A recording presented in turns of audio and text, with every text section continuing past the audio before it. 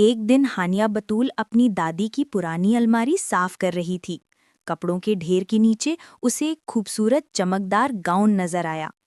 रंग थोड़ा पुराना था, मगर उसकी चमक अभी भी दिल को खींच रही थी।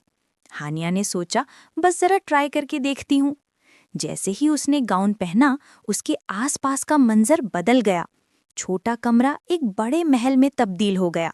दीवारों पर चमकते शैंडलियर्स, आसमान में सितारे और उसके हाथों में एक छोटी सी जादू की छड़ी थी। हानिया अपने आप को एक रानी समझने लगी।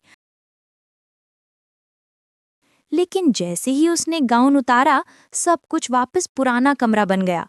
वो हैरान रह गई, ये अभी क्या हुआ? तभी पीछे से उसकी दादी आई, मुस्कुराई और बोली, ये गाउन सिर्फ उसी को अपना जादू दिखाता है जो दिल से साफ हो। हान्ना समझ गई, असली जादू गाउन में नहीं, बल्कि अपने दिल की सफाई में था।